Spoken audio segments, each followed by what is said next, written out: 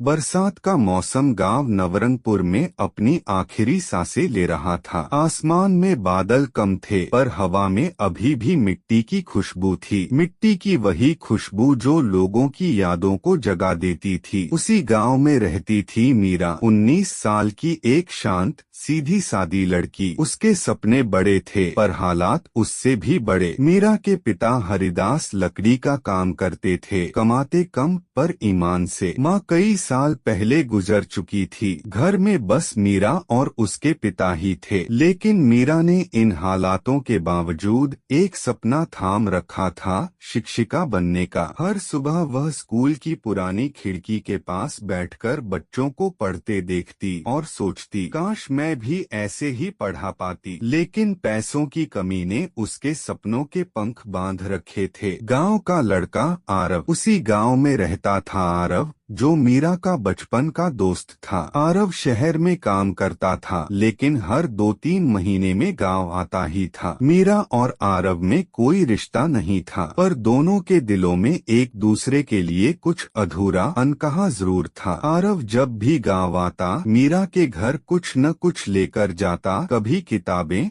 कभी पुराने नोट्स। मीरा मना करती पर आरव कहता, पढ़ाई रुकनी नहीं चाहिए, तू एक दिन बड़ी टीचर बनेगी मीरा, देख लेना। मीरा हंस देती थी, बड़े सपने मत दिखाओ, टूट जाते हैं। आरव धीरे से बोलता, तो क्या हुआ, मैं हर टूटा सपना जोड़ दूंगा। और मीरा लाल हो जाती। तूफान वाली रात। एक रात अचानक गांव में तेज बारिश और तूफान आया। चारों तरफ अंधेरा, पेड़ टूटने की आवाजें, बिजली की तारें गिर गईं। मीरा और उसके पिता ने घर का एक हिस्सा टूटते देखा। हरिदास घबराकर बोले, मीरा, घर की छत टूट गई है, हमें बाहर रहना पड़ेगा। तभी दरवाजे पर दस्तक हुई। आरव भीगता हुआ खड़ा था। जल्दी चलो, खतरनाक है यहाँ रहना, मैं तुम्हें स्कूल के कमरे में ले चलता हूँ। मीरा पहले हिचकिचाई पर पिता ने कहा, बेटा, तूने हमेशा हमारी मदद की है, आज भी भरोसा है। वे तीनों स्कूल की ओर बढ़े। बारिश इतनी तेज थी कि आंखें तक नहीं खुल रही थीं। रास्ते में एक पेड़ गिरा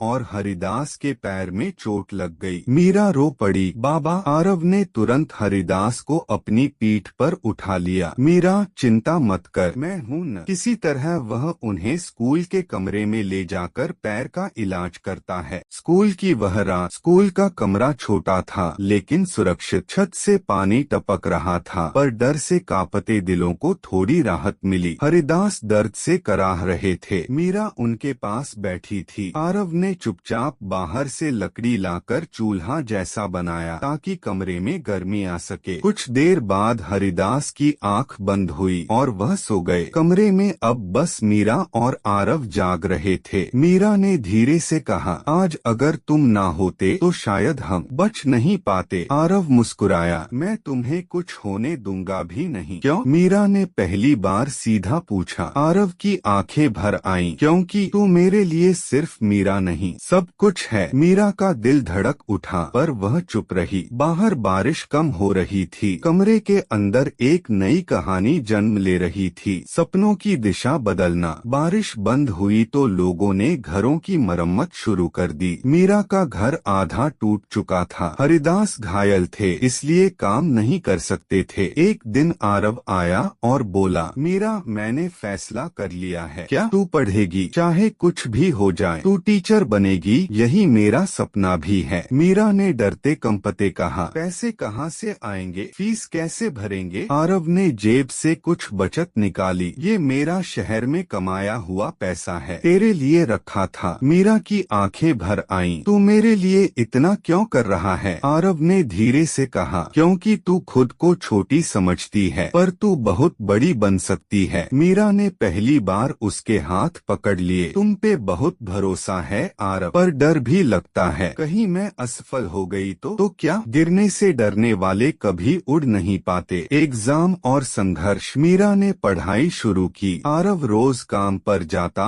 और रात में लौटकर मीरा को पढ़ाता। गांव वाले बातें बनाते, देखो देखो कैसे लड़का लड़की रात में पढ़ाई करते हैं। पर आरव और मीरा किसी की नहीं सुनते थे। दिन बीतते गए, परीक्षा पास आई। मीरा की पढ़ाई और तेज होती गई। पेपर के दिन मीरा कांप रही थी। अगर मैं पास न हुई तो। आरव ने उसके हाथ पर हाथ रखा। तू आज से कमजोर होना छोड़ दे, मैं यहाँ हूँ। मीरा मुस्कुराई और पेपर हल किया। परिणाम रिजल्ट आने का दिन था। गांव वाले मीरा के घर के बाहर खड़े थे, सोच रहे थे पास होगी या नहीं। मीरा ने मोबाइल खोला और जैसे ही रिजल्ट देखा उसकी आंखें भर आईं। वह चुप रही। लोग बोले लगता है फेल हो गई। तभी मीरा अचानक दौड़कर बाहर आई और चीखकर बोली, मैं पास हो गई, फर्स्ट क्लास। गांव तालियों से गूंज उठा। हरिदास ने भीगी आंखों से बेटी को गले लगा लिया। तूने मेरा नाम रोशन कर दिया। पर मीरा की निगाहें सिर्फ एक को ढूंढ रही थीं। आरव, वह थोड़ा दूर खड़ा था। मीरा उसके पास भागती हुई गई और बिना कुछ सोचे समझे उसे गले लगा लिया। ये जी तुम्हारी है आरव। आरव ने कांपती आवाज में कहा, अब तू टीचर बनेगी। मीरा ने धीमे से फुसफुसाया, और तुम मेरे साथ रहोगे हमेशा। आरव ने मुस्कुराकर जवाब दिया, जब तक बारिश आखिरी बार नहीं गिरती। और उसके बाद भी। अंत नया सफर। मीरा टीचर बन गई। छोटे बच्चों को पढ़ाने लगी। उसकी पहली तनख्वाह से उसने अपने पिता और आरव के लिए नए कपड़े खरीदे। फिर आरव के सामने खड़ी होकर बोली, अब मेरी बारी है तुम्हारा सपना पूरा करने की। आरव ने कहा, कौन सा सपना? मीरा ने शर्माते हुए कहा, वही जो हम दोनों के दिल में था, एक दूसरे का। और उस दिन, बारिश के मौसम के अंतिम दिन, मीरा और आरव की कहानी पूरी नहीं हुई, बस शुरू हुई। आपको यह कहानी प्रेरणादायक लगे तो वीडियो को जरूर शेयर करें। हर कहानी में छुपा है